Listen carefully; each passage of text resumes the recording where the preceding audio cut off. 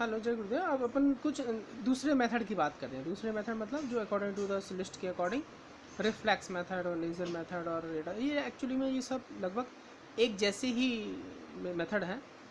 एको method मतलब होता है कि रिफ्लेक्शन होना किसका, साउंड का रिफ्लेक्शन होना। जब साउंड जाएगा और लौट कर आएगा तो मतलब उसमें कितना डिस्टेंस होगा। सपोज यहाँ से हमने, ये स्पीकर है, ये साउंड वेव यहाँ से गई, ठीक है, और ये ऑब्जेक्ट है, ये ऑब्जेक्ट या ठीक है, यहाँ से गई, ठीक है, यहाँ से यहाँ तक की डिस्टेंस d है और रिफ्लेक्ट होकर वापस भी आ रही है, ठीक है। तो रिफ्लेक्ट होकर वापस आने और जाने में डबल डिस्टेंस ट्रेवल करी, और जितना टाइम लगेगा वो टाइम टेकन t, और जितनी स्पीड से गई वो v, ठीक है ना। तो इसका जो डिस्टेंस, टाइम या वेलोसिटी निकालना है वो हम इससे निकाल सकते हैं कि आने और जाने में जितना डिस्टेंस ट्रेवल होता है ऑल हिल, इससे हम किसी हिल की डिस्टेंस निकाल सकते हैं एको मेथड से।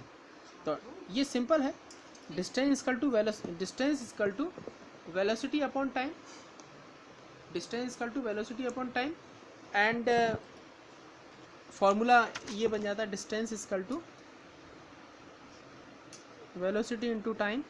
ये फॉर्मूला, ये डिस्टेंस कितना हुआ 2d है, वेलोसिटी v यूज़ करी है, टाइम t है। अब इससे हम डिस्टेंस भी निकाल सकते हैं किसी चीज़ की, v इंटू टाइम अपॉन 2। ये तो ये एक टाइप का क्या हो गया, इको मेथड हो गया। ऐसा ही सिस्टम सोनार मेथड भी होता है, ठीक है, सोनार मेथड भी होता है। सोनार या लेज़र मेथड में क्या करते हैं, हम लेज़र का यूज़ करते हैं, रेडार रेडियो वेव्स का और सोनार वेव का, ठीक है। तो इसमें हम ये देखते हैं कि लेज़र मेथड में हम अब क्या यूज़ करते हैं, ठीक है। लेज़र मेथड में the word laser stand by light amplification bye simultaneous emission of radiation. ये तो हो गया लेज़र का फुल फॉर्म, मतलब light amplification bye simultaneous emission, ठीक है। तो लेज़र को रिलीज़ करना और वहाँ से रिफ्लेक्ट, ट्रीटमेंट करने में ज़्यादा यूज़ करते हैं, ट्रीटमेंट करके उसको वहाँ से रिफ्लेक्ट होना। तो laser is a source of very instant highly monochromatic light होती है जी, ठीक है, and high directional beam of the light.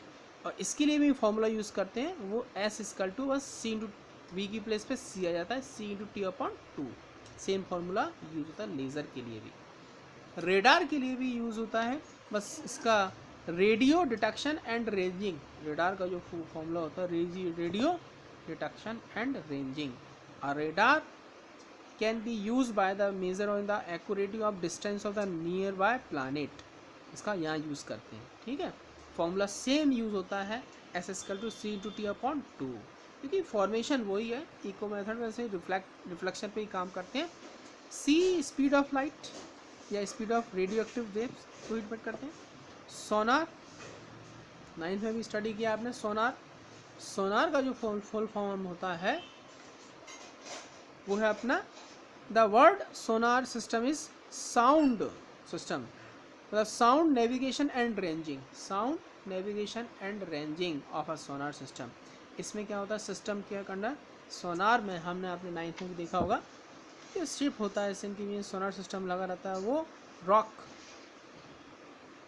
Reflect होकर जो वेव्स होती हैं, सोनिक वेव्स, वो रिफ्लेक्ट होकर वापस आती हैं, जिससे पता चलता है कि नीचे या आगे कोई वो तो नहीं, ऑब्स्टेकल तो नहीं है शिप के नीचे, उस ये सोनार का यूज़ किया जाता है। रेडार एरोप्लेन वगैरह में यूज़ किया जाता है, उसको डिटेक्ट करने के लिए कोई आ तो नहीं रहा कहीं दूसरा एरोप्लेन अपने जो लिमिट है या जो LOC वगैरह जो होती है उसके अंदर तो नहीं एंटर कर गया।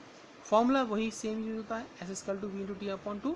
इसमें वेलोसिटी कितनी वेलोसिटी से जा रहा है, क्योंकि साउंड की वेलोसिटी जैसे 20,000 हर्ट्ज तक होती है इसकी फ्रिक्वेंसी, ठीक है। तो सोनार रेडार ये एक ही टाइप के लगभग सिस्टम होते हैं, और इसको हम ऐसे छोटे से फॉर्म में लिख सकते हैं, ज़्यादा इसका कोई बड़ा डेरिवेशन नहीं है। और इसमें है नेक्स्ट मतलब मेजरमेंट ऑफ मास, इनर्शियल मास और ग्रेविटेशनल मास। इनर्शियल मास मतलब जैसे कि मूवमेंट हो रहा है, movement when a body having motion position in this condition what is the mass of the body. तो तो इन दिस कंडीशन इनर्शिया हुआ, रेस्ट और मोशन, मोशन टू रेस्ट हुआ, तो हमने न्यूटन्स की लॉ लगती है F equal to M A, Newton's की law F equal to M A. तो इसमें जो मास रहेगा वो इनर्शियल एम आई होगा, इनर्शियल मास। तो एम आई इक्वल टू जितना फोर्स अप्लाई किया जितना उसका एक्सेलरेशन है F upon A, M I equal to F upon A. तो इस फॉर्मूले से जो कैलकुलेट करेंगे वो इनर्शियल मास होगा। The mass of the body which the determine it's the inertia is translatory motion is called the inertial mass. बस इतना लिखना काफ़ी है वैसे, ठीक है। Inertial mass just opposite gravitational mass होता है, अंडर ग्रेविटी जो वर्क करते हैं। When a body having freely falling from the H height from the any body tower और किसी से, तो उस कंडीशन में जो फोर्स अप्लाई होगा ग्रेविटेशनल फोर्स, और उस कंडीशन में बॉडी का मास हो जाएगा वेटलेस या कुछ भी हो सकता है थोड़ी हल्की सी, तो उसको ग्रेविटेशनल मास बोलेंगे। That how can be defined, the mass of the body which determine the gravitational pull acting upon it due to the earth is called gravitational मास।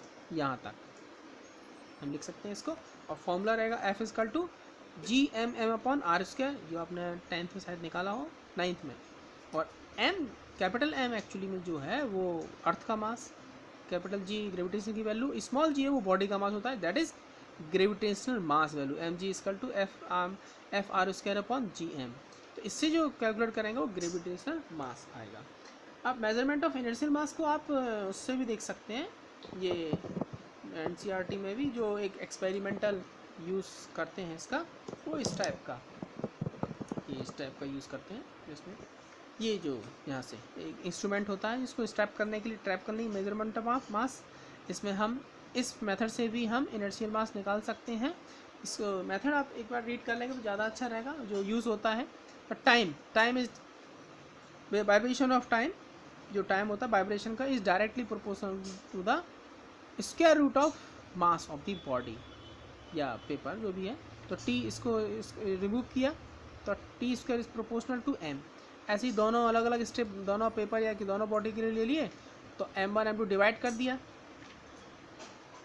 जैसे ये हो गया t1 square proportional m1, t2 square proportional m2, दोनों को divide करोगे तो जा जाएगा t2 upon t1 square upon m2 upon m1, it is, और m1 का मास निकाला है। किसी भी एक चीज़ का हम मास निकाल सकते हैं इससे। एक मेथड अगर आप रीड कर सकते हैं आप, और कोई डाउट हो आप इस पर पूछ सकते हैं। ये मेथड, ये थे सारे मेथड ऑफ मेजरमेंट कि कितने टाइप के मेथड होते हैं, सारे पढ़ने की वजह होती है। जो मैंने स्टडी की है वो एनसीईआरटी में है।